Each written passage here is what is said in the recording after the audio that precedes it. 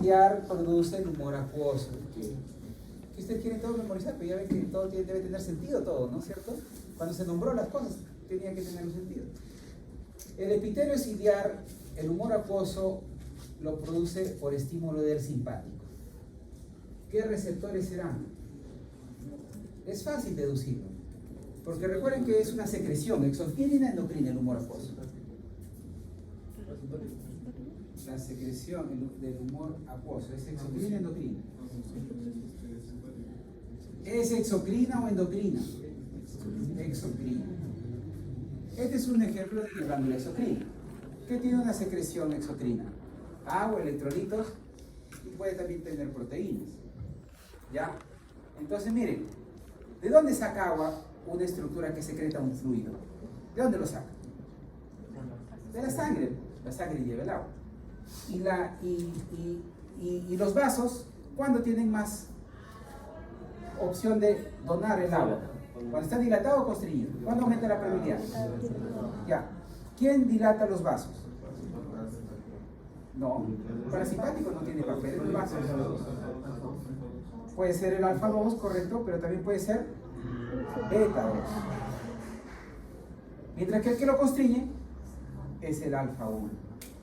Por ende, si aquí el humor acuoso implica mayor agua, ¿cómo yo llego que se forme más agua? ¿Activando qué? ¿Alfa 1, alfa 2 o beta 2? Beta 2. Alfa 2 no, ¿por qué? Porque alfa 2, recuerden, es retroalimentador negativo de todos. ¿Es cierto? Vos se opone a todos, a los alfa y los beta. No puede ser alfa 2. ¿Cuál queda entonces? Por obvias razones. Beta 1 no puede ser, porque beta 1 ¿dónde está? Corazón. Es cardioselectivo, ¿no es cierto? El nodo sinusal. En otros sitios prácticamente no se lo encuentra. ¿De acuerdo? El beta 2 sí se encuentra pues, en riñón, en miometrio, en bronquios, en vasos. El beta 2 puede estar, pero el beta 1 prácticamente es exclusivo del corazón. Obviamente no puede ser beta 1. Estoy dando estrategias para que lo recuerden fácil de una forma lógica, razonada. ¿Cuál queda entonces? Obviamente alfa 1 no puede ser, porque alfa 1 contrae vasos va a haber menos agua, menos humor acuoso. Alfa 2 no puede ser porque se opone a todos. Es regulatorio. ¿Cuál queda? Beta 1 es corazón. ¿Cuál queda? Beta 2. ¿De acuerdo? Porque eso le doy estrategias porque ustedes en clase, ¿cuál era? Beta 1, beta 2, y me responden unas incoherencias, ¿no? ¿Ya? No duermas. No. La negación es el primera mecanismo de defensa. Miren, entonces es fácil recordar que ¿quién estimula el humor acuoso? El efecto beta 2, ¿cierto? Simpático. ¿Quién se opone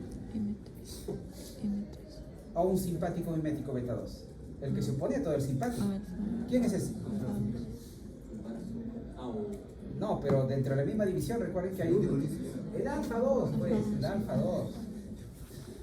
El beta 2 estimula, el alfa 2 inhibe. ¿Por qué? Porque está a nivel presináptico. O sea, aquí las ganglionares que están liberando noradrenalina para que se unan a beta 2 tienen alfa 2 a nivel presináptico.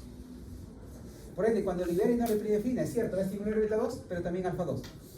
Pero alfa 2 busca inhibir para evitar la sobreestimulación beta 2. ¿No es cierto? Ya, pues entonces, es el esquema básico, ¿no? Ese humor acuoso, ¿por dónde se drena? Sale, ¿no es cierto?, de la cámara anterior y se drena ¿por dónde? ¿Cómo se llama este angulito? Es un ángulo que forma la córnea con el iris, ¿no? Y en ese ángulo que están los famosos canales de Schlein. ¿Y esos a dónde drenan el agua? ¿A dónde? Y de ahí, no, las mismas trabéculas son los canales. De ahí, a ver, ¿quién lleva y trae todos los líquidos? Los vasos, pues. Es decir, que estas son estructuras vasculares también o no. Sí. ¿Quién los constriñe, por ende? El efecto alfa 1. ¿Quién los dilata? El efecto alfa 2. El alfa 2 es inhibitorio. ¿Ya? No, ahí es alfa 2. ¿Ya? No, beta 2 está acá nada. Sí, beta 2 está acá. ¿Ya? Beta 2 está en vasos, pero no acá. Ya vamos a ir donde están. Por ahora, no está acá, ¿ya? En todo caso les adelanto, beta 2 en vasos solo está en vasos que irrigan miocardio, o sea, los vasos coronarios y músculo esquelético, punto. No estamos hablando de eso acá. Por ende, no vas a poder,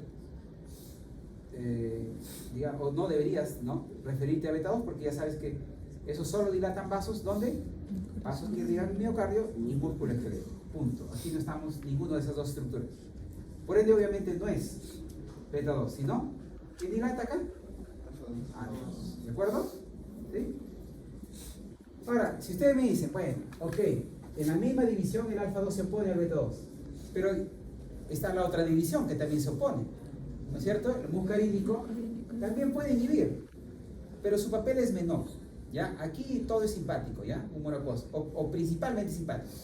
Estimula el beta 2, inhibe el alfa 2. El M3 puede un poquito oponerse, pero no esperen un resultado espectacular, ¿ya? Más tienen que ver esos dos, ¿de acuerdo? Dentro del mismo simpático, ¿sí? O sea, miren, la cosa se hace más complejo, ¿no? Porque hemos dicho, una división, la otra división se opone. Bueno, ahora resulta que en la misma división simpática, dentro de la misma hay uno que se opone. ¿Cuál? El efecto alfa 2. ¿De acuerdo? Muy bien. Entonces, ¿por qué tiene importancia esto del humor acuoso? Porque muchos fármacos que actúan en autonómico se van a usar en condiciones como el glaucoma. Pero hay dos tipos de glaucoma. Glaucoma de ángulo cerrado.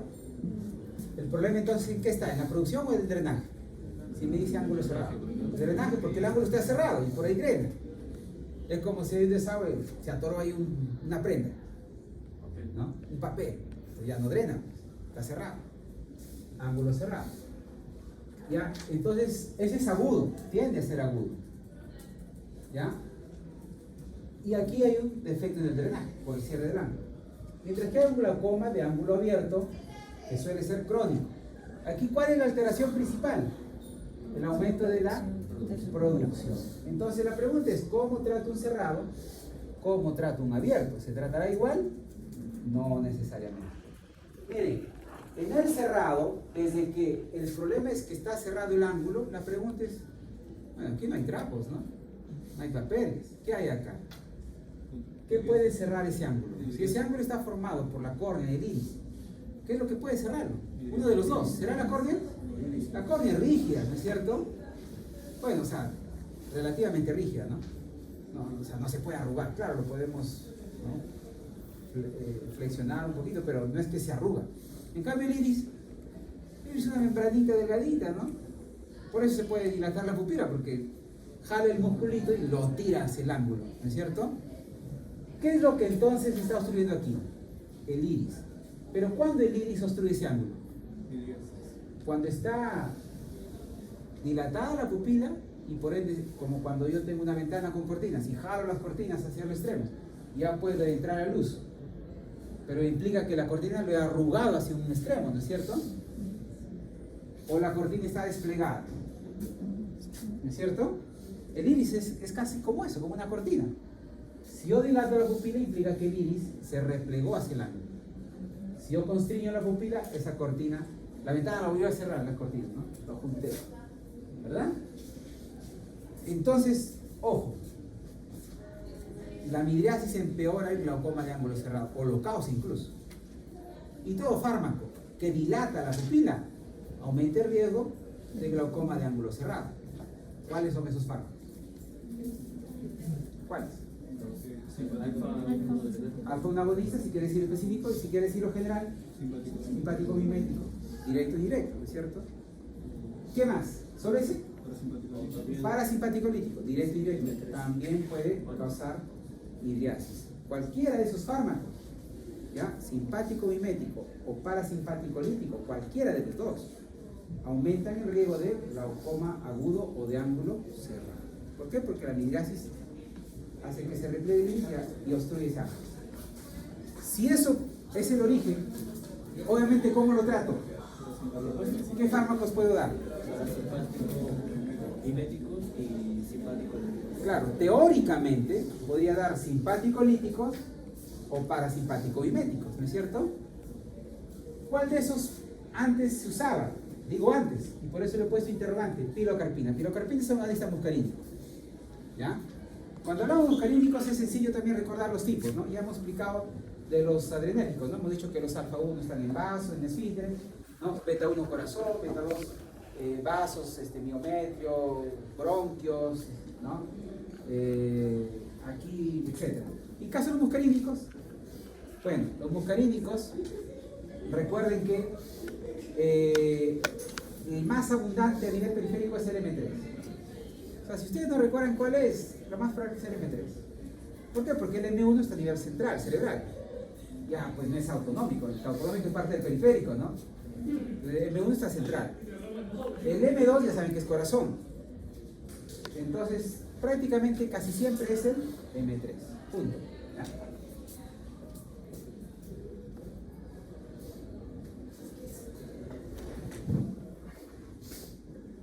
Muy bien. Entonces, claramente la pilocarpina, hemos dicho, recuerden del parasimpático que dijimos, que los que lo activan o inactivan son selectivos, según un solo M3, sirven a todos, ¿no? Claro. El problema es que la pilocarpina, ¿no? Eventualmente iba por simiosis, podría en todo caso mejorar el glaucoma de ángulo cerrado, pero el problema es que la respuesta no es tan promisoria. Se ve que de cada 3 uno responde. Por ende, se inventó este procedimiento quirúrgico que se puede hacer con láser o con bisturí, ¿no? Por microcirugía, claro. La iridotomía o la trabeculotomía. Esto es obviamente lo más usado actualmente. Trabeculotomía, ¿ya? Se hace por láser, menos invasivo, o por quirúrgico, ¿ya? Esto sí, aquí sí responden todos, pues, ¿no? O la gran mayoría, bueno, habrá quien se complica, no sé, pero la gran mayoría sí responde, es el gold estándar, ¿ya? La trabeculotomía. Pero si están en un sitio alejado, ¿no? Imagínense, van a hacer puede que sí tengan pilocarpina, por lo menos tienen la chance de que pueda responder. Ustedes no saben quién va a responder y quién no. Puede que sí sea ese 30% que responde, ¿no? Entonces lo pueden usar. Pero ya saben que el gold estándar es quirúrgico o láser, ¿de acuerdo? Trabeculotomía. Ahora, ok, el drenaje está alterado, pero ¿cómo yo evito que se derrame? No solo abriendo el desagüe, sino cerrando la llave. ¿Quiere decir que aquí los inhibidores de producción también pueden ayudar con el cerrado? Sí. ¿Cómo inhibo la producción? Si el beta 2 estimula, ¿qué le doy? Beta bloqueadores. Beta bloqueadores. Pero le doy selectivos o no selectivos. Miren, cuando hablamos de beta bloqueadores solo hay selectivos, quiere decir que solo bloquean beta 1, o no selectivos, quiere decir que bloquean tanto beta 1 como beta 2. ¿Ya? Pero ¿cuál preferentemente bloquearán los que no son selectivos? ¿Beta 1 o beta 2? Preferentemente beta 1. ¿Por qué no beta 2? Porque beta 2 están en bronquios. Causaríamos dificultad respiratoria por broncoespasmo, ¿no es cierto? No existen fármacos que sean selectivos bloqueadores de beta 2 o que no sean selectivos pero preferentemente bloquean beta 2. No existen eso. ¿Por qué? Porque antes de lograr otro efecto causarían dificultad respiratoria.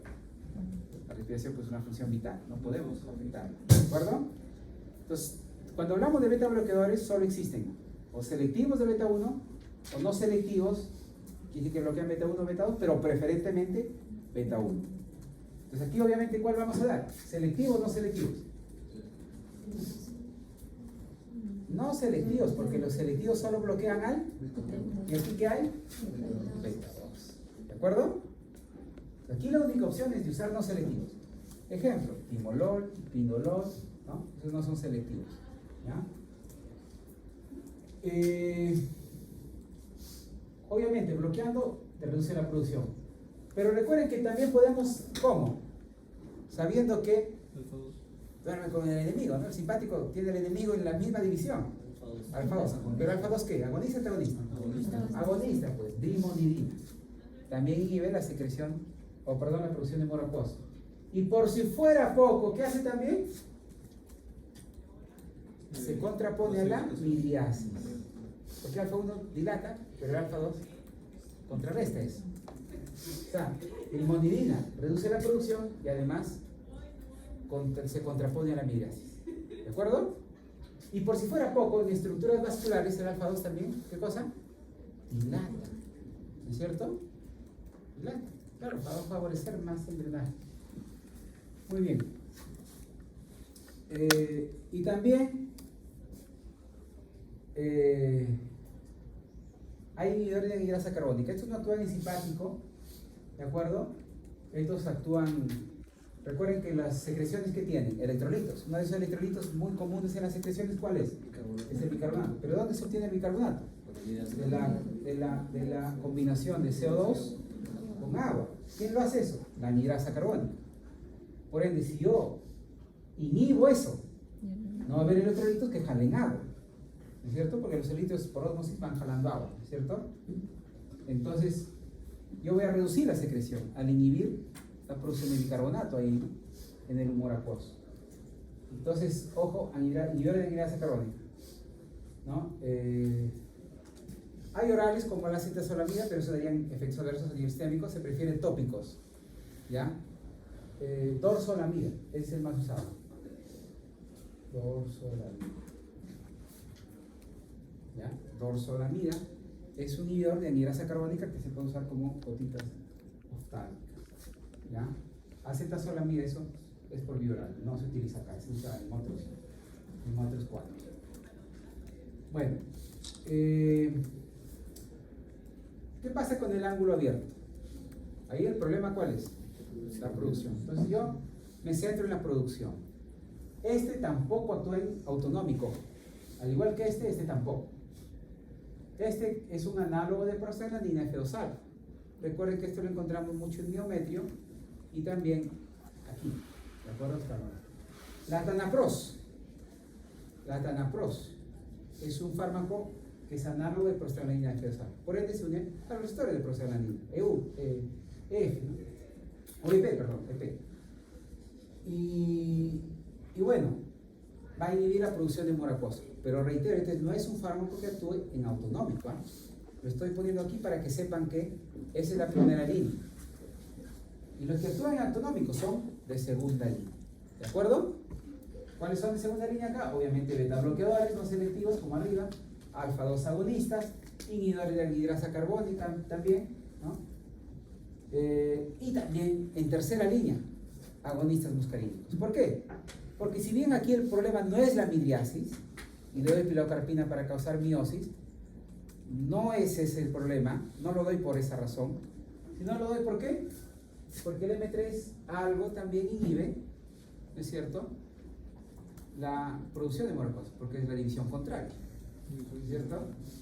No es mucho, pero pues puedo ayudar, ¿no? Paciente ya le di latanapros combinado con timolol y además combinado con dorzolamida, 3 de terapia triple y no responde.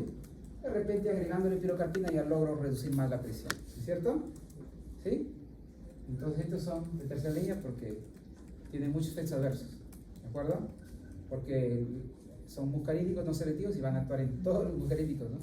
Te dirán, pero es oftalmológico, ¿no se absorbe mucho? Sí, sí se absorbe algo. Sí se absorbe algo. Es pequeño, pero ahí nada localmente en el ojo. ¿Qué puede causar? ¿Lagrimeo u ojo seco? Lagrimeo. ¿Ya? El parasimpático estimula las secreciones, lo dijimos. ¿Ya?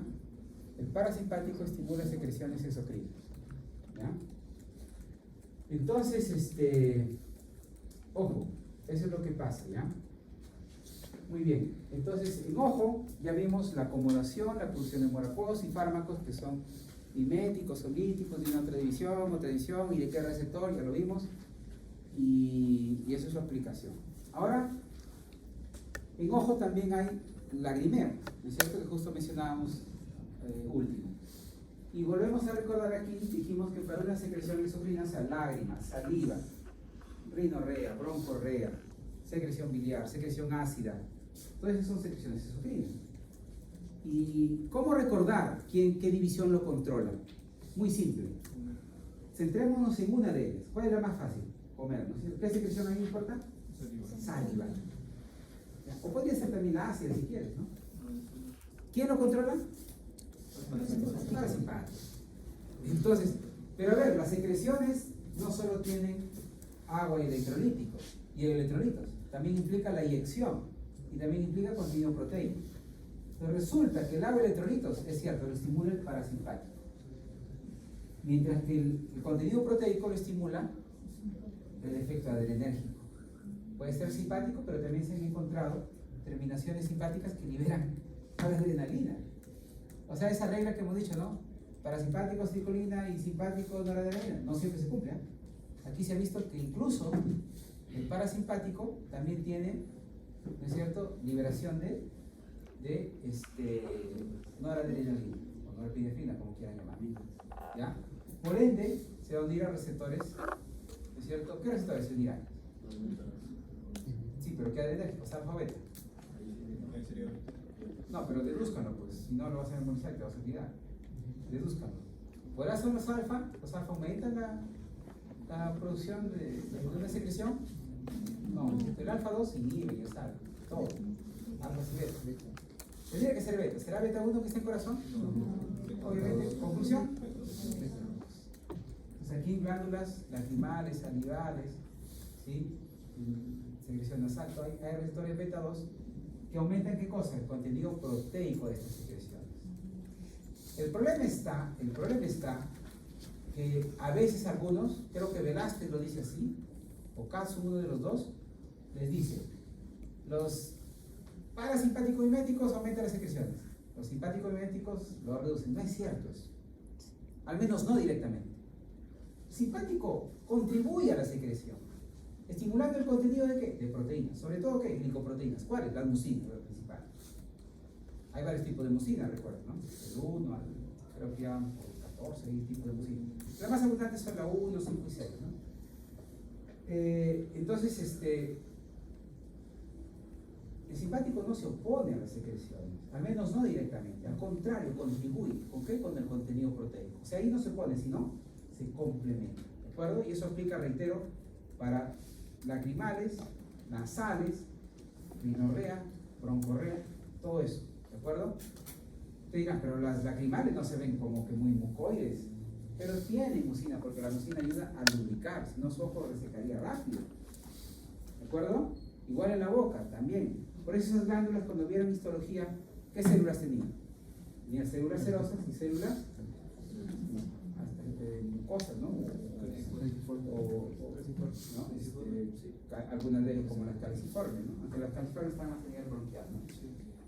Serosas que producen sobre todo agua y electrolitos, y las mucosas que producen mucinas, ¿de acuerdo? Sino que obviamente hay más liberación de mucinas en las nasales y las bronquiales, eso es obvio, ¿ya? Un poco también en salivales y la menor cantidad en lacrimales. ¿Por qué no hay tanto en lacrimales? Porque nos daría una visión borrosa, se viera mucho, ¿no? Como cuando hay lagaña, pues, ¿no? O sea, por eso las lágrimas tienden, pero no tanto, ¿no? Son las que menos tienen mucinas comparado con los otros. Pero en todo caso, reitero, el simpático no se opone, sino más bien suma. Claro, es una pequeña cantidad, eso no lo va a aumentar el volumen, pero ayuda. Entonces, ¿por qué Katz, Velázquez, ¿no es cierto?, les dice eso? ¿Por qué? Porque resulta que el simpático también actúa en vasos. El efecto alfa 1 contrae los vasos. Y ahora, ¿hay más agua o menos agua para las secreciones? Entonces, no es que inhiban directamente la secreción, sino que le reducen la provisión de agua. Y dado que el agua es el mayor volumen de estas secreciones, pareciera que lo inhiben, pero no lo inhiben. Restringen el acceso al agua. ¿De acuerdo? O sea, se da palo, ¿no? Corte de agua. Bueno, entonces, listo. Entonces, para recordar de secreciones sublimes, ya saben, la regla es recordar salida. Salida, ahora alimenticio, alimentación. ¿Quién lo controla? El simpático, ¿de acuerdo? Pero el simpático no se pone, sino que ayuda. ¿Con qué? Con el contenido proteico. Parece a veces que inhibe, pero no es que inhibe, sino que como también el simpático está en vasos, restringe un poco el agua. Pareciera que inhibe, ¿ya? Pero no es inhibidor por qué no. Bueno, entonces, caso de lágrimas, ya saben la regla, ¿ya? ¿Qué causará un simpático lítico en las lágrimas? ¿Lagrimeo o ojo seco? El ojo seco también se llama xeroftalmia. Cero con X significa sequedad. ¿No? ¿Qué da un simpático lítico? ¿Lagrimeo? No. Ya les dije, simpático no tiene mayor papel. ¿Ya? No, simpático no les va a dar ni ojo seco ni lagrimeo. Ahora, teóricamente, al ser simpático lítico, si es simpático lítico alfa 1, dilataría los vasos, tendría más agua, ¿no? En teoría, pero eso no pasa. ¿Ya? Claro, no, por eso digo, no pasa. Teóricamente podría razonar, pero eso no pasa. ¿Por qué? Porque su papel se reduce a esto y un poco a esto, ¿de acuerdo? Aquí en realidad es más papel de quién. ¿Quién es el que se encarga del volumen? Dado que la mayor cantidad es agua. Entonces, parasimpático. Entonces, lo que le hace el parasimpático, eso sí va a causar. ¿Qué causa el lagrimeo? ¿Parasimpático qué? Parasimpático mimético. ¿Directo o indirecto? Cualquiera de los dos, porque son miméticos. Profesor, entonces un simpático lítico sería el daño. No, por eso, el simpático le des mimético lítico no va a hacer nada. ¿Ya? Parasimpático sí. ¿No? Mimético dará lagrimeo, lítico, xeroftalmia u ojo seco. Pero la pregunta es, pacientes, ¿no? Ahorita ustedes, ¿quiénes usan gotas de lágrimas artificiales? ¿Quiénes? ¿Quién más? ¿Hay más? ¿Quién tiene ardor en los ojos a menudo? Sobre todo cuando está usando el celular o la computadora. Ya podemos usar, lo tienen todos. ¿No es cierto? Lo tienen todos. El problema está que se vienen pues muchos casos, ¿no? De xeroftalmia, ojo seco y de, por ejemplo, complicaciones de eso, como es úlceras, como es queratoconos, ¿ya? Y que si tienen ya xeroftalmia, vayan usando lágrimas artificiales. Pero a ver, lágrimas artificiales, estamos diciendo agonistas muscarínicos, ¿no? ¿Por qué? ¿Por qué más se utilizan lágrimas artificiales y no agonistas muscarínicos? Entonces, ahí mismo nada más, ¿qué te daría si le das un agonista muscarínico? Visión borrosa, cercano o lejano. Lejano. Porque son miosis, ¿ves bien de cerca? Y por ende, ya, visión borrosa. ¿De acuerdo? Te ayudará a ver bien de cerca, pero te hace mal, te hace ver mal de lejos. Porque da miosis. Miosis te ayuda a ver cerca, pero para ver de lejos tienes que estar bien acá. Por eso no damos pilocarpina. ¿Ya? Por ejemplo, para el ojo seco.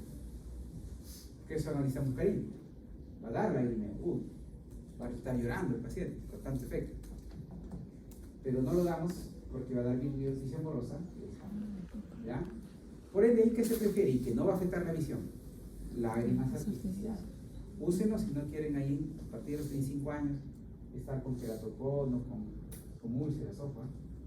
Y otra cosa también, obviamente, restringir, ¿no? Las pantallas. A veces usan, ¿no? Cuando no deberían. Entonces veo que la mayoría está atendiendo. En el grupo anterior, por ejemplo, un montón, ¿no? WhatsAppeando. Aquí veo algunos, ¿no? Ya lo grabé también, ¿no? Cuando me vengan a pedir consideración, ya sé que no han tenido una buena actitud durante el curso, ¿no? Mi buena gráfica yo tengo muy bueno. Los nombres son muy malos para los nombres. Vamos a terminar y no me habré aprendido sus nombres. Pero sí la imagen me habrá ahorrado. Y también lo que hiciera. Entonces, así pues de forma razonada. ¿Cierto? Tu opción es aprender todo como si fuera separado del resto y la única opción es que lo memorices. Otra cosa es encontrando, no estamos aprendiendo nada nuevo, estamos recordando oficio. ¿Cierto? Lo único nuevo es los nombrecitos de los fármacos. Basta que sepas cuál es mimético, cuál es lítico y punto, ya sabes qué hace. No estás aprendiendo nada nuevo. Eso es constructivismo. Construimos sobre lo que ya está formado. No construimos en el aire, porque eso no es sostenible. No hay una base abajo. No, o sea, por eso ustedes no solo se centren en aprobar y ya. Su prioridad de ustedes es ver un resultado. Ya pagaron su mensualidad. ¿Cuál fue el resultado? Haber pagado y venir todos los días, madrugar, estar estresado. O sea, ¿cuál es el resultado? ¿Hubo un beneficio? Ese beneficio no es solo aprobar. El beneficio es aprender que tienen que buscar. Y tienen que desplegar estrategias que les ayuden a desaprender. Ya saben que solo memorizar no funciona. ¿No? Bueno, entonces, Por esa razón, ¿de acuerdo? Ahora, ¿qué lágrimas artificiales hay? Hay promelosa, hay carmelosa, hay ácido hialurónico y algunos otros ácidos orgánicos. Pero, ¿cuál es el mejor? El ácido hialurónico. ¿Ya? Entonces, como les digo, si van a usar pantalla, que sea para estudiar. Si es para divertirse, la pantalla de Hans. ¿Ya? No se pongan ahí en la cama, bajo sábanas, ¿no? Pantallitas. Hasta tarde, peor, pues, porque eso es lo que más daño hace. Como solo la pantalla tiene luz y el resto está oscuro, su pupila no está tan contraída. Por ende, hay más daño en la acomodación. ¿De acuerdo? Pero lo peor que pueden hacer es en la oscuridad tener algo luminoso frente a ustedes. ¿De acuerdo? Si quieren entretenerse, quieren ver una película y tienen el tiempo disponible, obviamente no cuando llevan farmacología. Bueno, pues vean, ¿no? En un televisor, videos, ¿no? Bueno, entonces, el mejor es el ácido hialurónico, como Dropstar, como Hialin, hay varios, ¿no? Ácido hialurónico. Pero usen, ¿no? Y eviten mucho el exceso de pantalla. Bueno, ahora, como ya aprendimos la regla de lágrimas, automáticamente ya aprendimos la regla de las demás secreciones, ¿no? Si alguien sufre de serostomía, ¿ya? Tomo, recuerden, significa boca. Recuerden el embrión, ¿no? Tomo, era ahí la membranita bucofaríngea, ¿no? Entonces, serostomía, cero significa sequedad, tomía de la boca, pues, ¿no? Podríamos decir boca seca o serostomía. ¿Qué podríamos dar? Parasimpático médico. ¿Quiénes sufren de serostomía? Paciente con síndrome de Sjögren, que son los que más tienen. Claro, ya, también serostomía, correcto. Pero para la serostomía no le vamos a dar pilocarpina, ¿no? Pero para la serostomía sí. Para la serostomía le daremos ¿qué cosa? Lágrimas artificiales, ¿no? Promelosa, carmelosa o ácido hialurónico. Pero para la serostomía le daremos pilocarpina. Pero usted dirá, ¿qué? ¿Pero no la va a absorber y va a llegar al ojo? No, pues, porque se supone que lo da localmente. ¿Ya? Porque imagínense, dado que el parasimpático favorece la alimentación y se involucra en la peristalsis, ¿qué podría dar? Diarrea, espasmos, ¿no? Y eso no conviene. Tienen sprays para aplicarlo localmente. Eso sería peor, ¿no? El paciente que lo hospitalizan toda su vida. No, pues el síndrome de Sjögren es crónico, ¿no? ¿Cierto? Se presenta en trastornos reumáticos, en colágeno cardíaco, en lupus, polimiositis, polidermatositis, ¿no? En espondilitis anquilosante, en artritis juvenil, ¿no? Antifosfolipídico, etcétera, ¿no? O sea, problemas reumáticos sobre todo. Y los pacientes tienen crónicamente tiene que ser algo que lo puede usar en casa, ¿no es cierto? Entonces, lo ideal es oftálmico, pues, o el caso de boca. Bueno, oftálmico, perdón, no. En el caso de boca, pues tiene que ser local. Viene en spray, una formulación que incluso no evita que se absorba la pilocarpina a nivel gástrico. Obviamente algo lo va a deglutir el paciente, pero va a ser mínimo. O sea, como viene spray, se le dice al paciente, ¿no? Disparen, ¿no? Y evite deglutir. Primero pase todo su saliva. Primero está la saliva ahí, entonces luego tienen el deseo de pasar su saliva y lo van a pasar el fármaco. Entonces, por lo general, tienen poca saliva, ahí se lo dispara y claro, va a tener un efecto local, ¿no? Algo lo van a deglutir, pero en todo caso va a ser mínimo, ¿no? Porque la formulación está hecha así, ¿no? Tienen unos excipientes que limitan la absorción oral. Mayormente va a tener un efecto bucal. Bucal es distinto a oral, ¿no? Bueno, pues ahí usamos obviamente agonistas muscarínicos. ¿Simpático podría mostrar algo para la serostomía? No, ya hemos dicho que no puede.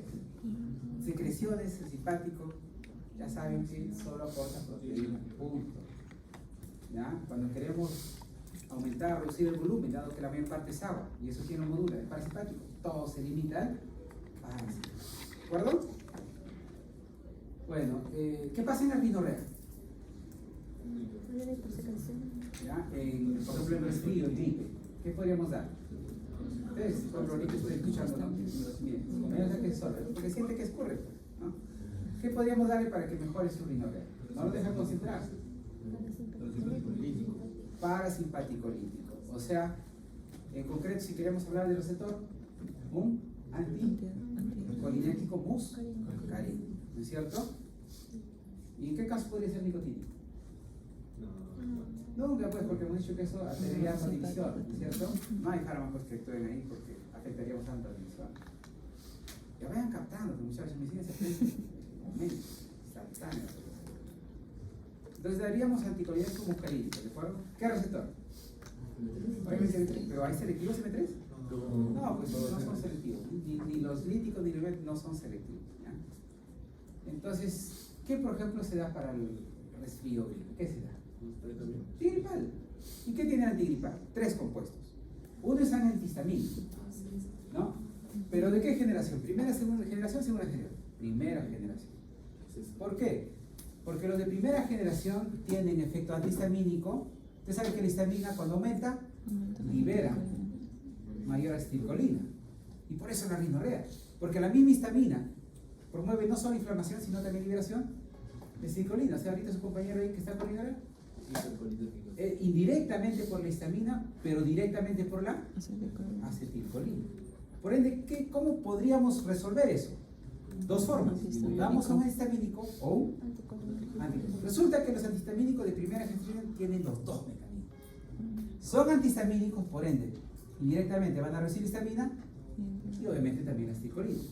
Pero como además tienen el mecanismo secundario de bloquear M3, y no solo los M3, todos los mecanismos, pero aquí nos interesa el M3, tienen un efecto directo también contra la rinorrea. Indirecto a través de la reducción de histamina, directo a través del bloqueo de receptores M3. Por eso los antigripales son eficaces. El problema es que la histamina nos permite estar despierto y orientado. Entonces, el paciente, si su compañero toma antihistamínico, le va a dar sueño y no va a atender bien la clase, ¿no es cierto?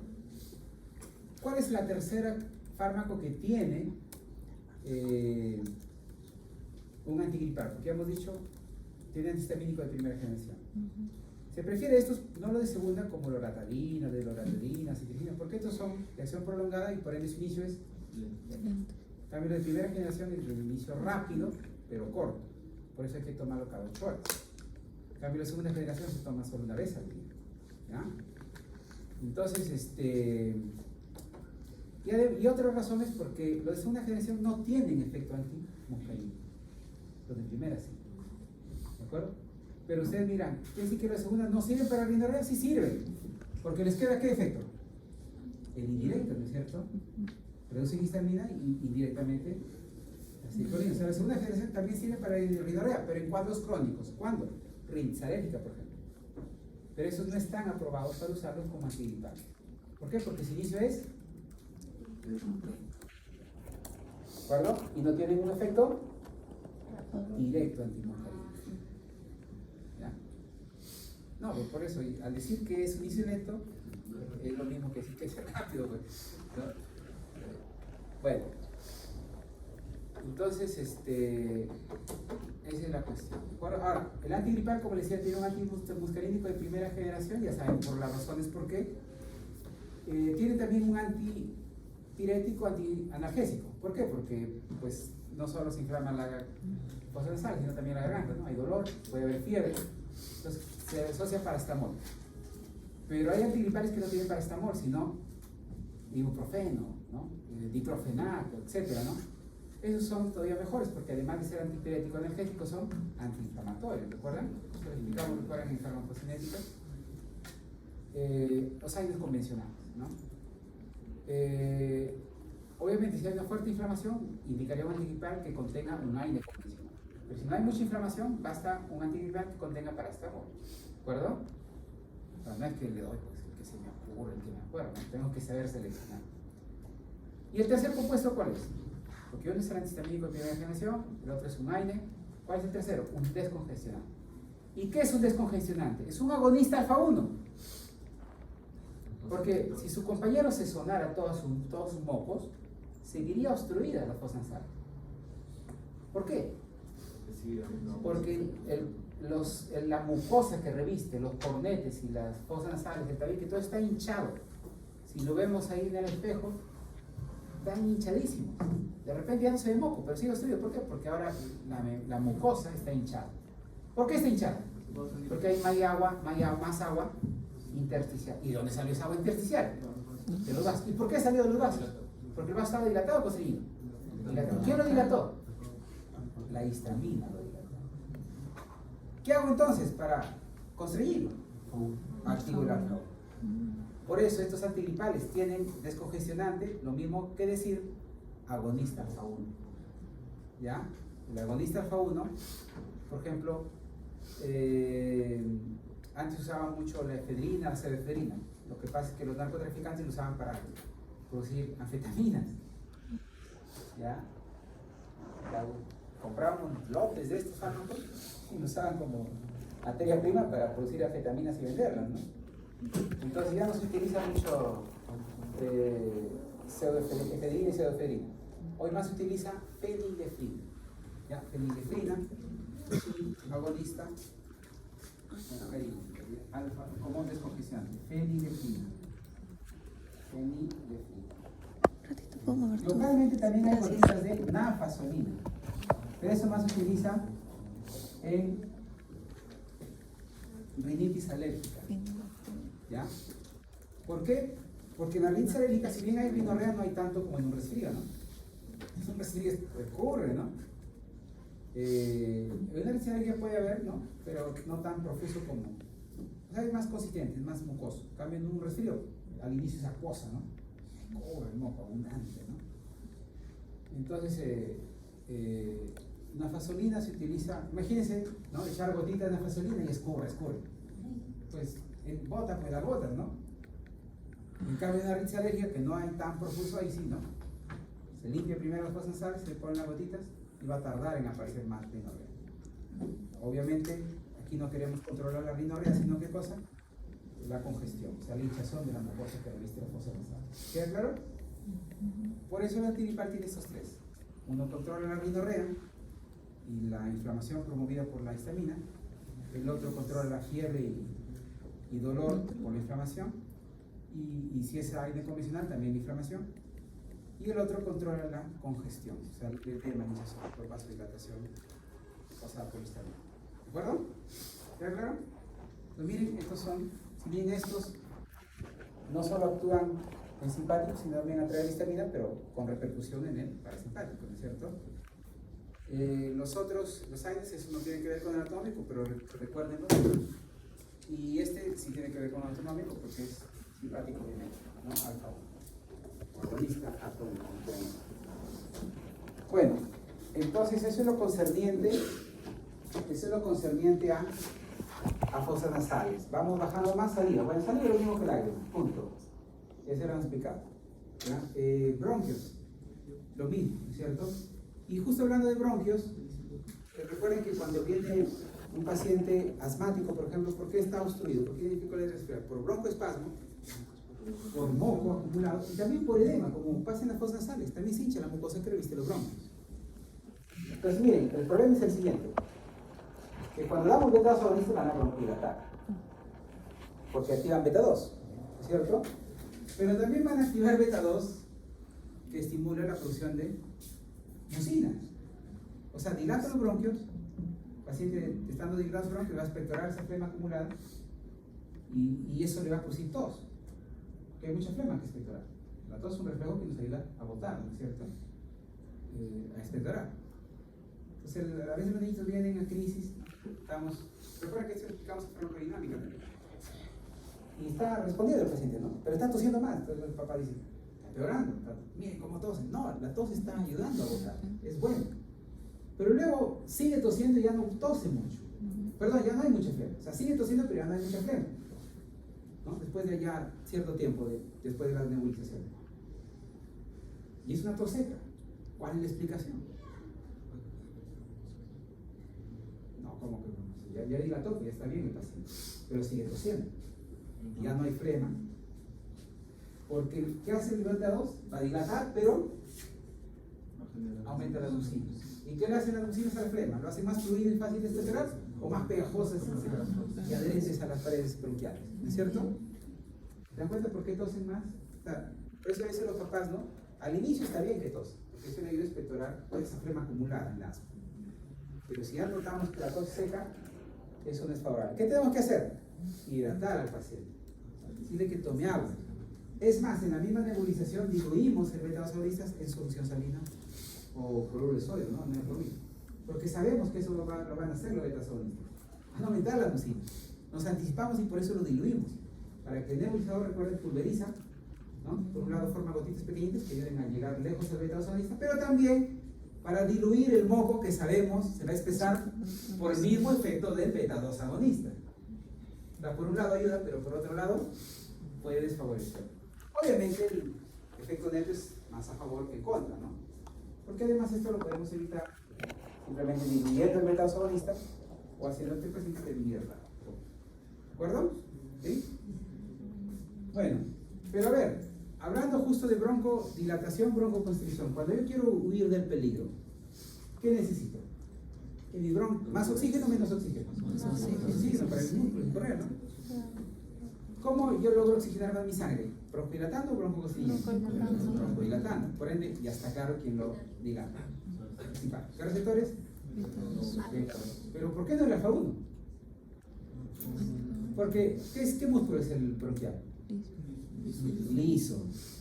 Si yo activo el alfa 1, ¿qué implicaría? Que se dilate, se constriñe. Se constriñe. Entonces, ¿beta 1 será? No, porque está en. ¿Qué queda entonces?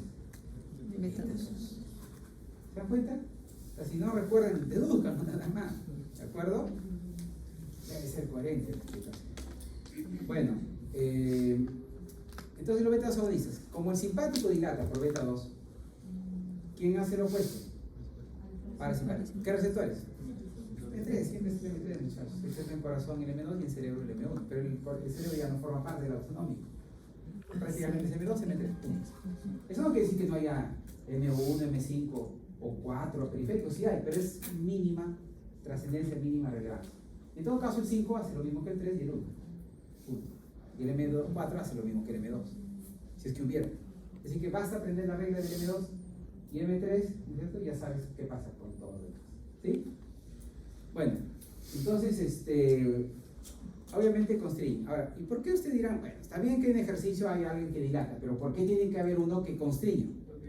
Porque en el sueño necesitamos, ¿qué cosa? Inactividad.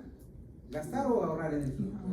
Ahorrar energía. Entonces, cuando dormimos, no debe haber, ¿no es cierto?, mucho metabolismo, no se consume oxígeno, entonces necesitamos constreñir los bronquios. Ahora se dan cuenta por qué los niños asmáticos empeoran en la noche. Porque en la noche cuando duermen liberan acetilcolina. Por dos razones. Una es porque en la noche la acetilcolina nos ayuda a almacenar la información adquirida durante el día. Hoy día ustedes lleguen a dormir bien. Así sea 5 horas, pero duerman con calidad. No se pongan con audífonos. Pues, que sea un sueño de calidad, así sea 5 horas. Pero duerman, porque si no duermen, no se va a reorganizar la información adquirida en el día, porque no han dormido, porque cuando duermen liberan acetilcolina. Por eso los pacientes con demencia tienen déficit de acetilcolina. Y por eso también ellos olvidan todo. Amnesia, apraxia, afasia. No pueden recordar, no pueden ejecutar tareas y no pueden hablar. ¿De acuerdo? Por déficit de acetilcolina. Por eso, antes que aparezcan estas nuevas drogas que dicen que revierten o detienen la presión de enfermedad, que todavía ni siquiera se aprueban del todo, ¿no? ¿Qué ha habido para tratar la Alzheimer? Nada que detenga la enfermedad, pero sí sintomáticos. ¿Y qué era? Inhibidor de acetilcolinsterasa. Recuerden que la acetilcolinsterasa degrada la acetilcolina. Trioxinidino sigue la acetilcolina. Rivastimina, por ejemplo, famoso eczema, es un inhibidor de acetilcolinsterasa. Se da para la demencia, el paciente aumentaba su nivel de acetilcolina, entonces almacenaba más información, ya no se perdía en su casa, ya no se olvidaba de sus familiares, podía comer solo, algo mejoraba por lo menos, algo. Obviamente la enfermedad sigue avanzando, pero sí es un sintomático que por lo menos puede ayudar en la funcionalidad diaria del paciente. ¿De acuerdo? Entonces, la otra razón es, como les digo, para permitirnos el ahorro de energía, porque estamos durmiendo. No necesitamos gastar energía, necesitamos ahorrar energía, porque al otro día lo vamos a necesitar cuando nos despertemos. Entonces, por eso, el parasimpático libera acetilcolina y broncoconstriñe, también atenúa la función cardíaca, ¿no es cierto? Nervio vago. Claro, es que no estamos en actividad, no estamos en consumo, estamos en ahorro. ¿De acuerdo? Y hay evidencia, eso como les decía, de que aumenta la acetilcolina Porque el asma empeora en la noche. Está claro por qué. La estilcolina constriñe. Y también porque en la noche el cortisol es mínimo. Recuerden que el cortisol es un antiinflamatorio natural. Los corticoides no hacen más que imitar el cortisol, ¿no es cierto? Entonces, cuando lo libera, ¿no? La corteza suprarrenal tiene efecto antiinflamatorio también en el asma. Pero si en la noche sus niveles son mínimos, obviamente el paciente está más prono a constreñir que a dilatar, porque la inflamación aumenta en la noche. Y además porque el cortisol ayuda a activar al simpático. Nuevamente, si hay poco cortisol, hay menos actividad simpática. Y si hay menos actividad simpática implica menos actividad beta 2. Menos dilatación. Y sin embargo, más parasimpático, más constricción. Por eso empeora los asmáticos en la noche. Es clásico, ¿eh? Primera hora del día van a ver. Es casi horario, ¿eh? Casi perfecto. 12 de la noche empiezan a llegar. Y más o menos llegan hasta las 3, 4. ¿Por qué? Porque a las 4 empieza a liberarse cortisol. Ahí empiezan a llegar otros, los CRUB. O sea, la primera mitad de la guardia llegan los asmas. La segunda mitad de la guardia llegan los CRUB. ¿Por qué? Porque ahí la inflamación ya es más alta. Ya no es bronquios, no es bronquiolos. El asma afecta a los bronquiolos, ahí es pequeño, ¿no? Laringe. Ya ahí se inflama en el CRUB, ¿no? Por virus, sistema respiratorio, para influenza, metadenovirus, etc. Pero se inflaman ahí y se cierra la tráquea o los bronquios, no se llama CRUB. Entonces el paciente no viene con sibilancia, sino con graznidos. Ahí lo nebulizamos con adrenalina porque el problema es la hinchazón de la mucosa. No es espasmo, no es acúmulo de moco, es hinchazón de mucosa. ¿Ya? Entonces esos pacientes los nebulizamos con adrenalina, constriñe vasos por efecto alfa 1, baja la permeabilidad de los vasos, baja el contenido de agua intersticial y el paciente se vaya respirando bien. ¿De acuerdo? Entonces miren, ahí el manejo como ven es distinto, ¿no? Es distinto. Uno damos beta suadis, en el otro damos alfa 1, ¿no? O buscando ese efecto, porque en realidad adrenalina, recuerden que no es selectivo, sino a todos. ¿Cuál preferentemente? ¿A cuál sirve preferentemente adrenalina? A los beta, ¿no? Primero, 1, beta 2, beta 1, alfa 1, alfa 2. En cambio, noradrenalina es al revés, ¿no? Alfa 1, alfa 2, beta 1, beta 2. ¿De acuerdo? Eso ya lo viste en fisiología, simplemente recuerden. Muy bien, entonces en bronquio ya está claro qué pasa, ¿no es cierto? Ya también aprendimos los efectos adversos. Recuerden que en beta 2 también hay músculos. ¿Por qué el paciente asmático, recuerden el farmacodinámico, explicamos? El niñito se pone ansioso. Porque la ansiedad aumenta la actividad simpática. ¿No es cierto? El paciente se pone ansioso por la actividad central. El paciente se vuelve desasosiego, intranquilo, inquieto, ansioso, ¿no? También tiembla, ¿por qué? Porque la vía motora, ¿no? Hay receptores beta 2. Salbutamol, actividad beta 2. Por eso hay temblor. ¿Ya? Bueno, ¿por qué aumenta la tos? Ya hemos explicado por qué aumenta la mucina. ¿De acuerdo? Bueno, en todo caso, la contraparte del parasimpático constriñe, hemos dicho, y por eso en el asma, sobre todo en el grave, no solo podríamos usar beta-2 agonistas, ¿qué también podríamos usar? Parasimpático bimétrico, lítico. Claro, como un incantrópico, se utiliza en el asma, es un antimuscarínico. ¿Bloquea qué receptores? Todos los muscarínicos, pero principalmente como hay en el asma, bloqueando cuál? M3, ya hemos dicho, ¿cierto? Es el abundante. El problema es el siguiente, miren, cuando hay un asma leve a moderado, ya hemos dicho que es una enfermedad de las vías, ¿no es cierto?, pequeñas, ¿ya? ¿Cierto? Entonces, si tenemos por aquí el pulmón, ¿no? Resulta que los beta 2 están en las zonas más distales. Por acá, ¿no? Las vías más pequeñitas, los bronquioles. ¿Ya?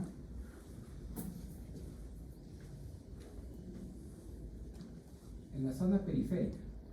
Mientras que aquí, en el árbol bronquial, y los bronquios primarios y hasta los secundarios que encontramos, más M3. ¿Ya? M3.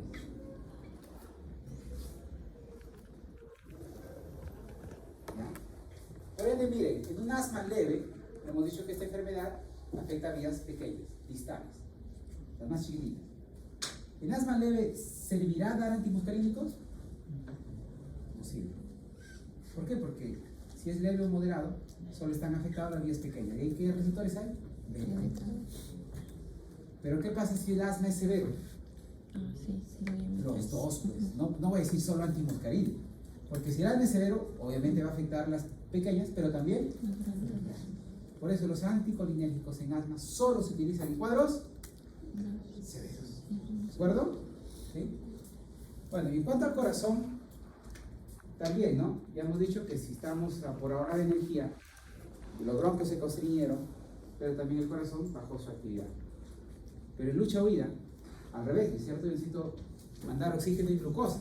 Para eso tengo que aumentar el número de ciclos cardíacos por minuto.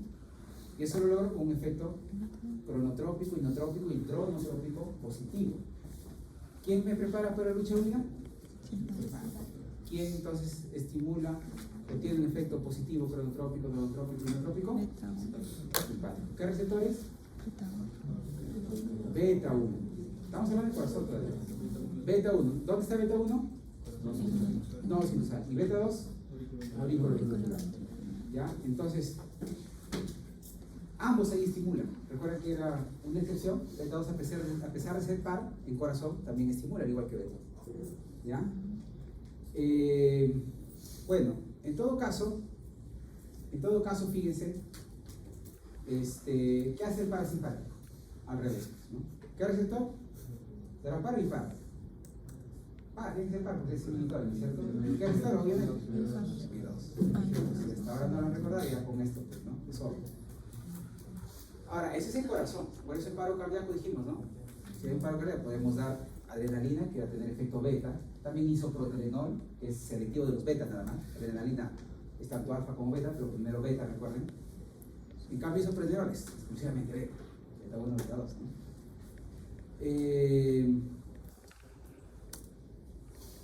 Pero fíjense, ¿qué pasa en vasos?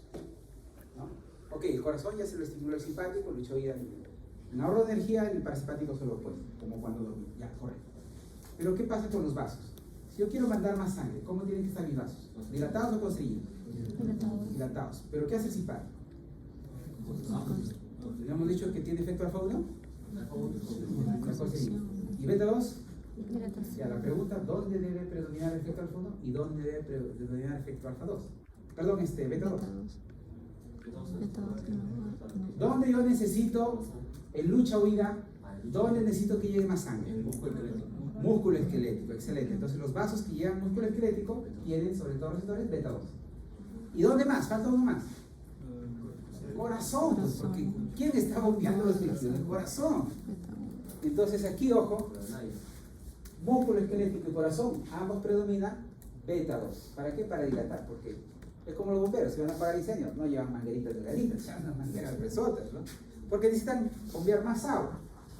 Si yo necesito, para luchar o huir, más oxígeno y glucosa, necesito mandar más sangre a mi músculo y a mi corazón, porque van a estar trabajando al máximo, ambos. Entonces ahí predomina el efecto beta 2. En el resto del cuerpo, a nivel sistémico y en piel, por eso cuando ustedes, ¿no? Están en lucha o huida, ¿cómo están? ¿Rubicundos o pálidos?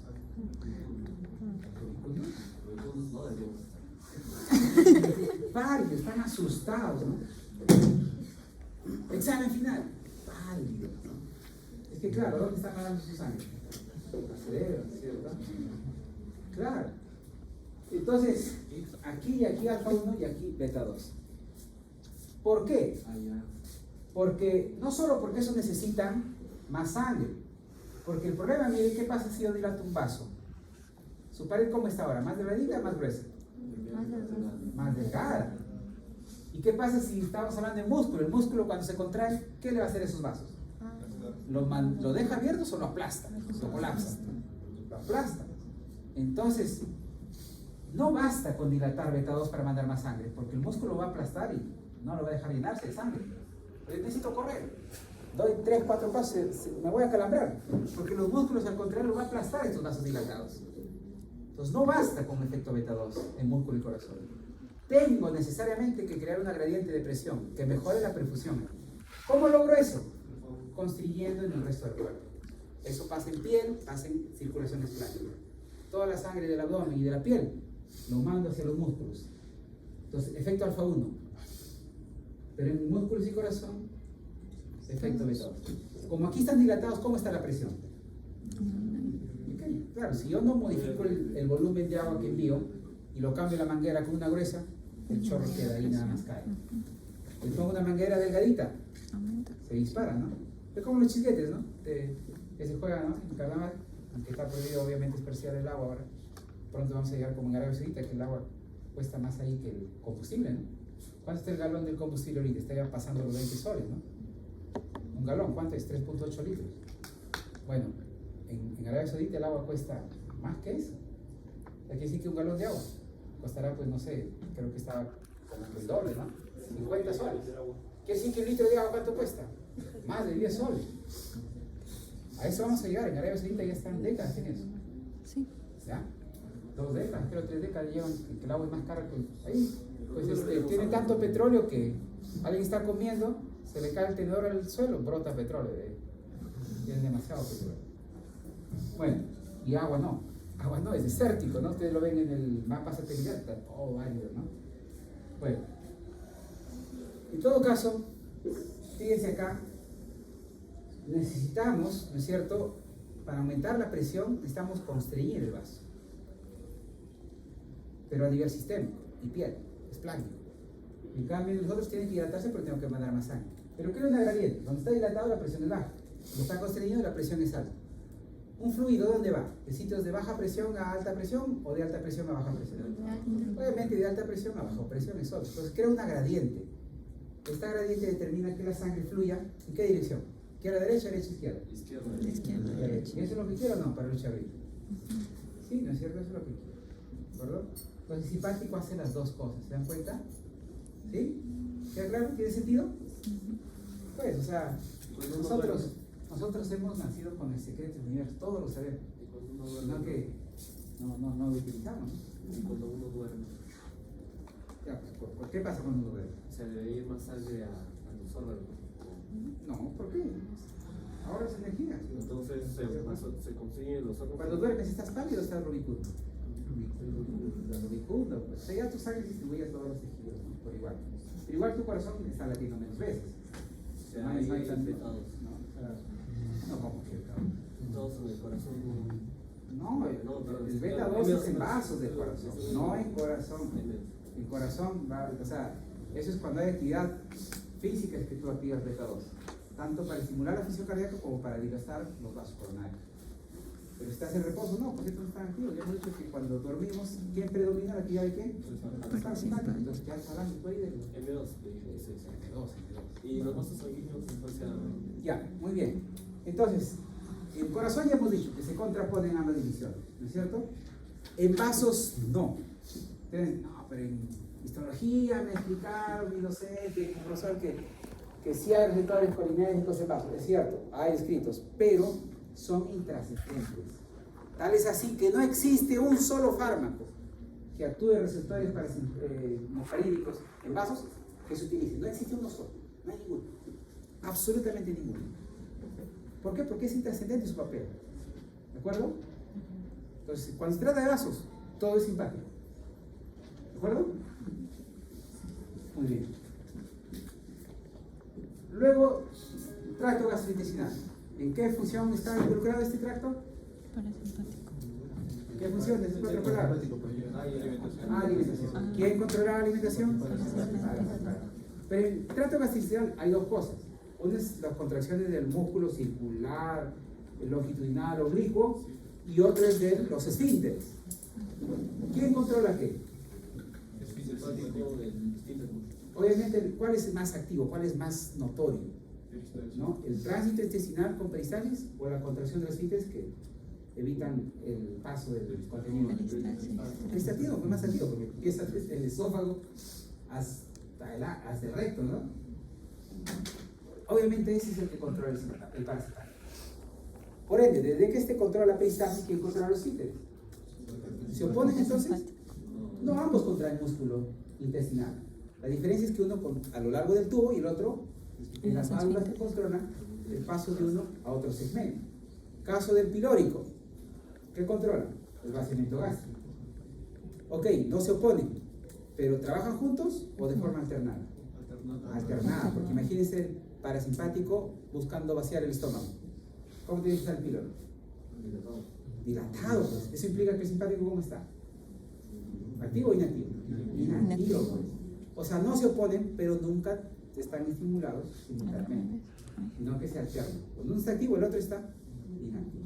¿De acuerdo? ¿Sí? Muy bien. Entonces, en peristalsis, quien lo promueve es el parasimpático. El simpático no se opone, sino que más bien trabaja en esfínteres. Punto. Todos los esfínteres del cuerpo, esfínter pilórico, incluso el esófago gástrico, aunque ahí el papel es menor. El pilórico, el esfínter de Oddi, la válvula ileocecal, el esfínter vesical interno, el esfínter anal interno, todos esos lo controlan ¿quién? El simpático. ¿Por qué receptor? Si implica contracción, obviamente serán los alfa 1. No puede ser los alfa 2 porque son monitores presionales. ¿Serán los beta? No, pues beta 1 es corazón, ese no va a ser. ¿Beta 2? No, pues no es cierto, esos dilatan solo ¿dónde? En vasos. Y ni siquiera todos los vasos. Solo vasos que irrigan músculo esquelético y miocardio, ¿no? Los coronarios. Como consecuencia no son los beta. ¿Cuál queda? La única opción que queda es alfa 1. ¿De acuerdo? Entonces en el examen, pues así lo razonan, ¿no? No se ponen Tim, Marín, aunque ustedes ya no saben eso, ¿no? Bueno, entonces, Tim, Marín y Don Tim, ya han jugado ustedes eso, ¿no? Sí, bueno, todavía. Bueno, entonces, tienen que razonarlo, ¿no? Eso les ayuda a recordar bien. Luego, entonces, en vaso ya saben, en gastrointestinal, peristalsis todo es parasimpático. Si yo lo quiero activar o inactivar al simpático, no le hago nada. Usted me dice, ya, en un estreñido, ¿qué no lo puede dar bloqueadores al fondo? No, porque si yo modifico los esfínteres no pasa nada. ¿Ya? Quien promueve la peristalsis es el parasimpático. Entonces, si yo, por ejemplo, tengo un paciente que tiene estreñimiento crónico, constipación crónica, ¿qué le puedo dar? Parasimpático agonista. Agonista muscarínico. El problema está que, ya lo vimos, está por todos lados los muscarínicos. Y estos lamentablemente no son selectivos. Ok, podría ayudar la peristalsis, va a mejorar su tránsito intestinal, pero ¿a costa de qué? De dar bradicardia, de dar broncoespasmo, broncorrea, rinorrea, lagrimeo, cialorrea, rinorrea. Yo no quiero eso, ¿no es cierto? Entonces, exacto. ¿Qué aprovecho ahí? La regulación local. Dijimos que la dopamina es enemiga de la acetilcolina, ¿no es cierto? Pero si yo quiero favorecer la peristalsis, estoy anticolinérgico de 2. También ahí localmente, ¿qué se libera? Motilina, ¿no? El duodeno libera motilina. ¿Para qué? Para acelerar el vaciamiento gástrico. Entonces, ¿qué le puede dar? Agonizar la serotonina. La serotonina también favorece la peristalsis. ¿Por qué? Porque a la neurona progranular le hace que libere acetilcolina. Pues podría darle, ¿no es cierto?, serotoninérgico 584, porque el receptor 4 que ayuda o favorece la liberación de acetilcolina. Son formas que yo puedo, más eficientes, con menos RAM, de favorecer la peristalsis. ¿De acuerdo? ¿Los inhibidores de acetilcolinasa podría darlo o no? En una constipación. ¿Mejora la peristalsis o no? Sí, mejora, porque si inhibe la acetilcolinasa, ya esta no degrada a la acetilcolina, porque la acetilcolina aumenta. Pero nuevamente, ¿va a haber más RAMs o menos RAM que el agonista muscarínico? Más RAM, porque ahora ya no solo va a haber muscarínicos, sino también efectos nicotínicos. Es decir, el paciente no solo va a tener lo que hemos dicho, cialorrea, rinorrea, broncorrea, bradicardia, broncoespasmo, lagrimeo, sino también muscarínico, o sea, espasmo muscular. Porque recuerden que la acetilcolina tiene receptores nicotínicos y muscarínicos. Aquí no se articulaciones, ¿no? Espasmo, miotonía. Bueno, entonces por eso no usamos ni parasimpáticos miméticos directos ni indirectos. ¿Por qué? Porque hay muchos efectos adversos colaterales. ¿De acuerdo? ¿Qué se prefiere? Aprovechamos la regulación local. Antiopaminéticos, agonistas de receptor de motilina y serotoninérgicos 584. ¿De acuerdo? Esos son los principales cocinéticos que usamos. Ya, y al revés, a ver, no quiero favorecer la peristalsis, sino más bien inhibirlo. Bueno, hay dos situaciones en las que vamos a querer hacer eso. Cuando, por ejemplo, un cálculo biliar. ¿Por qué el paciente está con un cólico biliar? Porque el cálculo probablemente está obstruyendo y está que se esfuerza la vesícula en evacuar ese cálculo, pero no puede, y le da un dolor terrible. Pues hay que calmar el dolor, no le vas a mandar de frente a sala con el dolor, ¿no? Calmamos y vemos si es tributario o no es cirugía, ¿no? Entonces, ¿cómo lo calmamos? Ahí si el dolor es porque hay contracciones, ¿y eso quién estimula las contracciones? El parasimpático. Parasimpático, ¿no? M3. Estamos en tracto gastrointestinal, ya hemos dicho que aquí simpático solo es esfínteres. Entonces, obviamente tengo que darle un antiperistáltico. Pero a ver, hay dos formas, o hasta tres formas, de lograr un efecto antiperistáltico, fisiológicamente, ¿no? Uno es que siga activa la acetilcolinesterasa, ¿no es cierto? Hacer que siga trabajando, degradando la acetilcolina. Otro es, bueno, cuatro en realidad, ¿no? Otro es, fisiológicamente son tres, ¿no? La acetilcolinesterasa degrada la acetilcolina, por ende no hay quien estimule la peristalsis. Otra es la dopamina. Y la dopamina activa los TRD2 presinápticos de la posmodernidad, ya esta no va a liberar acetilcolina. Y otro es el efecto opioide. Los reflexos entéricos también liberan opioides endógenos, endorfinas, encefalinas, endorfinas. Y estos tienen el mayor efecto antiperistáltico. Entonces, quien se opone al parasimpático no es el simpático. Ya saben que ese trabaja también, pero a nivel esfínteres. Quien se opone es el efecto opioide y el efecto dopaminérgico. ¿Cuál de esos dos es el más importante? El opioide. Tanto así que, por ejemplo, en anestesia, la siguiente semana van a exponer anestésicos generales, hay una complicación postoperatoria, se llama ilioparalítico postoperatorio. ¿Por qué se da eso? Por dos razones. Uno, por el uso de opioides durante la anestesia intravenosa general, y el otro es porque cuando se hace una cirugía abdominal, al manipular las vísceras, eso determina parálisis también. O sea, el manipular ahí, ¿no? Mover las asas, hace que se paralice.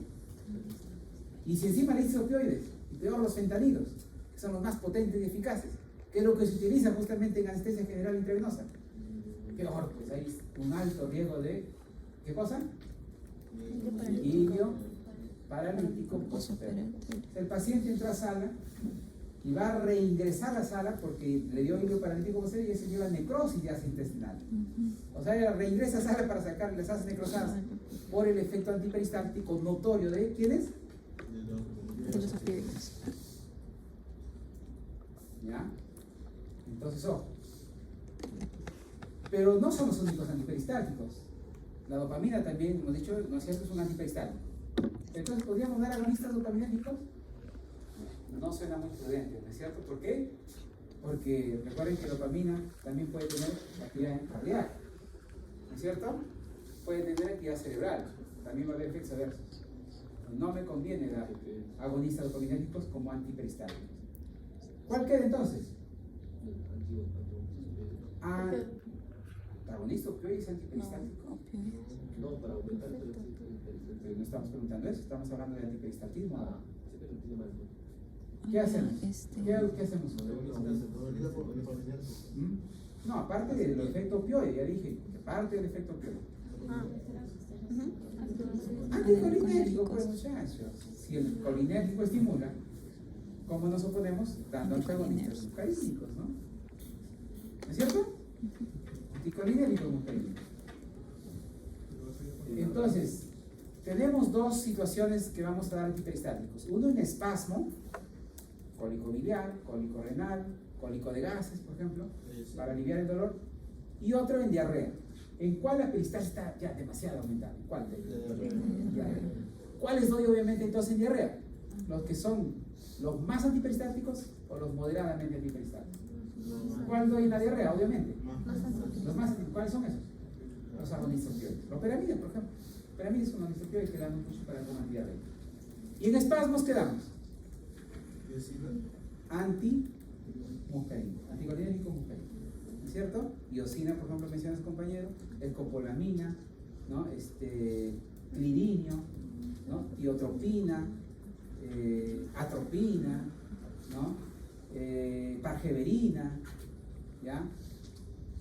Todos esos son antimuscarínicos, ¿de acuerdo? ¿Sí? Muy bien. Esos nombrecitos están más adelante, ojo, en las tablas de resumen, así que por ahí lo repaso. Pero cuando les preguntamos, obviamente le ponemos nombres de drogas, ¿no? Lo único que tienen que aprender ustedes, ¿qué es? Ah, bueno, este es mimético, lítico, directo, listo. Ya saben que produce los efectos, lo estamos explicando bien, ¿no es cierto? Y también de las indicaciones. Lo estamos diciendo también las indicaciones. El hormónico, cantidad. Bueno, es el tracto gastrointestinal. Entonces, ¿qué pasa? Ahora, recuerden que el intestino primitivo posterior también origina vía urinaria baja, ¿no es cierto? Paranefro, metanefro, la alta, ¿no? Pero la baja es el mismo intestino primitivo posterior. Quiere decir que la peristalsis solo aplica para el tubo digestivo, también para la vía urinaria baja. También aplica para ello. Entonces, hablamos que el músculo detrusor de la vejiga, obviamente, contraerse es parte de la peristalsis. ¿Quién lo estimula? ¿Qué receptores? Obviamente, ¿no es cierto? Pero tiene un esfínter vesical interno y un esfínter vesical externo. ¿Cuál es voluntario, cuál es involuntario? ¿Será el interno? Es el externo. ¿El externo qué músculo es entonces? Si es voluntario. Claro, el diafragma urogenital. ¿Cuándo lo aprendemos a controlar? Entre 2 y 3 años de edad. ¿O ustedes han venido acompañando? Venido acompañando. Aprendieron a controlar. Obviamente, ¿cuál aprendieron a controlar? ¿No? Pero ustedes dirán, ¿cómo desencadena el reflejo que esto se contraiga y esto se abra? Porque obviamente hay un arco reflejo aquí que involucra a los autonómicos, es indudable. Esto ustedes lo controlan. Pero este desencadena un reflejo y ya el resto es automático. ¿Y eso que es automático qué es? Activación del parasimpático e inhibición del simpático. ¿De acuerdo? El detrusor por M3 se constriñe, el simpático se inactiva el alfa 1, es como si abriera la válvula, abriera la compuerta, sale el orina. ¿Cierto? El problema está entonces, o bueno, ya aprovechando esto que hemos explicado, ¿qué da un parasimpático mimético? ¿Incontinencia urinaria o retención urinaria? O sea, se le escapa la orina o la orina no puede salir, lo retiene. Incontinencia urinaria, ¿cierto? Y si alguien viene con espasmos vesicales, por ejemplo, alguien que tiene una obstrucción por la próstata agrandada, crónica, se puede hipertrofiar. El detrusor es delgadito, aquí yo le he dibujado engrosado. Pacientes que no debían haberse operado, pero no se operaron. Esto se hipertrofiado tanto que ahora se contrae, está muy irritable. ¿Qué tengo que darle? Obviamente antimuscarínico. Pero el problema es que si tiene HBP, ahora, ¿qué va a hacer el paciente? Riesgo de retención urinaria. Claro, porque si estoy relajando el detrusor, no se va a contraer para vaciar la vejiga. Aliviaré la incontinencia, pero empeoro el riesgo de retención urinaria. ¿Cuál es la solución entonces? La solución no es esperar que se hipertrofie el detrusor. La solución es que si todavía no es candidato para cirugía, ¿no? El estadio de la hipertrofia del HBP, de hipertrofia benigna de próstata, son 5, ¿no? El 1 y el 2A no se operan, van en tratamiento médico. Y el 2B en adelante, cirugía. Entonces, si el paciente todavía no es candidato de cirugía, ¿cómo yo alivio? ¿Por qué apagan el acondicionado, muchachos? Yo estoy rubicundo seguro. 16 de temperatura. Bueno, entonces, ¿qué pasa? Que antes de llegar a estos extremos, de que se hipertrofie y hay incontinencia y tengo que dar antimuscarínico, pero que empeoren el riesgo de retención urinaria, evito eso. Si todavía no es candidato de cirugía, lo que hago es lo siguiente, miren, lo razono. A ver, ¿quién está impidiendo aquí que se vacíe la vejiga? El esfínter vesical interno, controlado por el simpático, y en la próstata agrandada. Pero si este paciente no es candidato a cirugía, a esta obstrucción no le puede hacer nada. ¿A cuál, digamos, elemento que impide puedo sí manipular? Al esfínter vesical interno. Y eso es importante que lo entiendan porque miren, esto está en serie. Recuerden, aquí está la orina y esta va a salir. Pero aquí se encuentra con una resistencia y aquí normal, fisiológica, y aquí con una resistencia patológica. Pero esta no es candidato a cirugía todavía, por eso no lo puede eliminar. Pero ¿por qué el paciente tiene tanta dificultad para misionar? El paciente le dice, doctor, tengo que empujar para empezar el chorro. Y cuando el chorro empieza se entrecorta. Y cuando creo que ya terminé de misionar, siento que todavía no ha vaciado todo. Y como que tengo que empujar para botar unas gotitas más. Y en la noche me despierto 3 o más veces para miccionar por poquitos. Entonces esos son síntomas obstructivos urinarios. ¿Ya? Entonces, ese paciente, ¿cómo yo le ayudo que miccione mejor? Ya hemos dicho que ese todavía no es candidato a cirugía. Entonces el único que me queda posible es este. Si este lo controla el alfa 1, ¿qué le doy? ¿Antagonistas o agonistas? ¿Cómo que agonistas? Agonistas contrae. Antagonistas alfa 1 o bloqueadores alfa 1. ¿Qué fármacos, por ejemplo, se utilizan acá mucho? Tamsulosina. ¿Ya? El problema es que los alfa 1 no solo es alfa 1 y ya está. Hay alfa 1A, 1B y 1C. Del alfa 2 también hay 2A, B, C, 2A, B y C. Pero aquí no se involucra el alfa 1. Aquí en el esfínter vesical interno predomina el 1B. En cambio en vasos, ¿qué predomina? El 1A. La tamsulosina ayuda a la micción, ¿ya? Pero casi no se une al alfa 1A, es más selectivo del 1B. Por ende, mejora la obstrucción urinaria, mejora los síntomas obstructivos y casi no da, ¿qué cosa? Hipotensión. Porque recuerden que alfa 1 constriñe, si yo lo bloqueo, se dilata. La tamsulosina no produce mucha hipotensión ortostática. En cambio, la terazocina, miren que también empieza con TEA. La terazocina es no selectivo, se une alfa 1A, alfa 1B. Por ende, ¿ese ayuda con la obstrucción urinaria o no? Sí, porque no es selectivo, también se une a 1B. ¿Pero da mucha hipotensión ortostática? Sí, porque también se une mucho a 1A. Entonces, ¿cuál usaremos más? ¿Terazocina o tamsulosina? En HBP. Tamsulosina, porque ese es preferente de 1B. Ahora, hay uno opuesto, la prazosina. Ese sobre todo se une a 1A. Entonces, la prazosina, ¿cuándo lo uso más? ¿En hipertensión o en HBP? Hipertensión. La terazocina puede ser en ambas, ¿no? Si lo uso en hipertensión, puede causar como RAM incontinencia urinaria. Si lo uso en HBP, mucha hipotensión ortal. Por esta tamsulosina es barata, sí, pero tiene mucha RAM. Lo use como antihipertensivo o lo use para aliviar síntomas obstructivos en HBP, va a haber mucha RAM. ¿De acuerdo?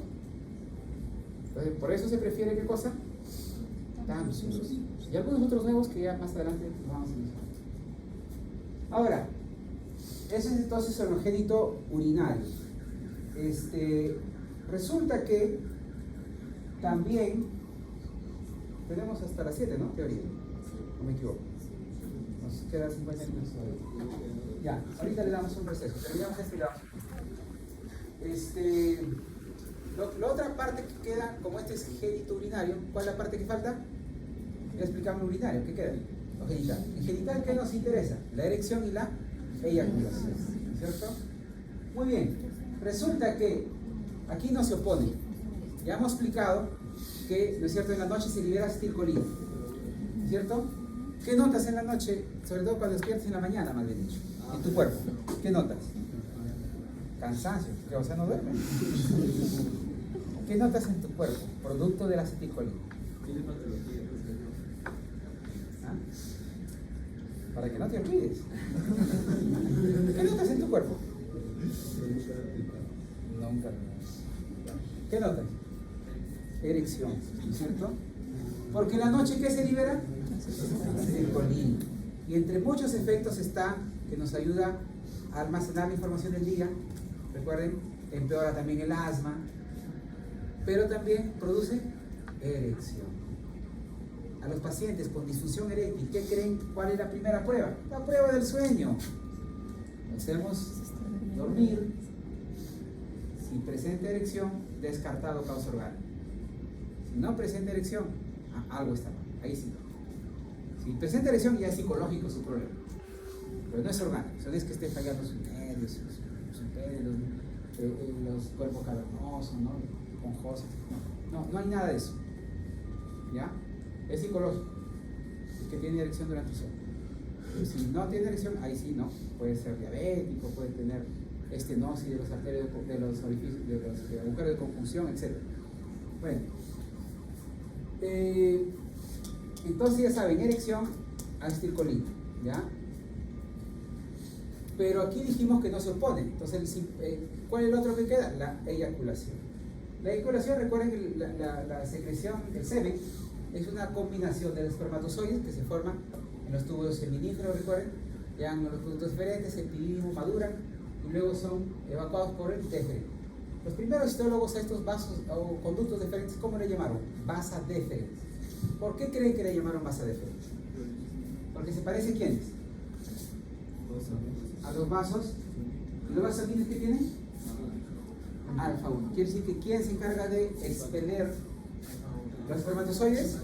Para que se mezclen con las secreciones de las glándulas seminales y de la próstata, el simpático, alfa 1. Pues miren, si un paciente viene con HBP, ¿qué le damos? Bloqueadores o antagonistas. Pero como efectos adversos, ¿qué va a dificultar? La eyaculación. ¿Qué más? Hipotensión ortostática. ¿Qué más? Porque miren, fisiológicamente, el mismo que expele los espermatozoides para que se mezclen aquí con las otras secreciones, él mismo cierra el esfínter vesical interno. ¿Para qué? Para que el semen no se vaya a la vejiga, autoinseminación, sino sea expulsado hacia al fondo vaginal, ¿no? Se supone que hay reproducción. Bueno, entonces, miren, el mismo alfa 1 expele, pero a su vez cierra para evitar la eyaculación retrógrada. Pero ¿qué pasa cuando hay alfa 1? Dificulta la eyaculación, y si hay eyaculación, ¿qué puede causar? Eyaculación retrógrada, porque relaja el esfínter. Y también queda hipotensión ortostática. ¿Se dan cuenta? Yo solo prendo esto, o recuerdo, me habían dicho esto, ya deduje, no solo cuando se indica, sino también qué efectos adversos puede haber. ¿De acuerdo? Como ven, no son cosas adicionales que aprender, es simple integración. Ahora, bueno, este es en varones. ¿Y en damas? ¿Qué víscera tiene función reproductiva? El útero. Y ahí, en útero, estaban, ¿qué receptores recuerdan? Beta 2. Y los beta 2, dijimos que solo en corazón estimulan. Solo ahí rompen la regla de que los pares son inhibitorios. En corazón son estimulantes. En el resto del cuerpo, por ende, son inhibitorios. Ahora, en útero, los beta 2 tendrán efecto oxitóxico o tocolítico. Es decir, imitan a las contracciones que estimulan la oxitocina o tocólisis, recuerden, inhibición de la contracción del útero, toco, útero, lisis, inhibición de la actividad uterina. ¿Cuál de esos dos? ¿Oxitóxico o tocolítico los beta-sódicos? Tocolítico. ¿Qué decir que lo usamos? ¿Para mejorar la labor de parto o prevenir un parto prematuro? Prevenir un parto prematuro. ¿Se dan cuenta? ¿Sabe? Tú te reías porque decíamos, así nacemos con el secreto universo. ¿Es cierto o no es cierto? ¿Es cierto o no es cierto? Nacemos, no entiendo. O sea, nuestro razonamiento, nadie nos sabe enseñar, todo lo hemos descubierto. Estas labs, estos celulares, ¿saben no sé? ¿O ustedes creen que es extraterrestre? ¿Ah? ¿Han venido los Anunnaki, las alienígenas? Son muy populares, ¿no? Yo también los veo, pero cuando quiero reírme. Cuando quiero filosofar. Entendió todo. Sí, me gusta. Bueno, todo lo hemos descubierto, pues tú me pasas la historia, cómo se ha ido descubriendo.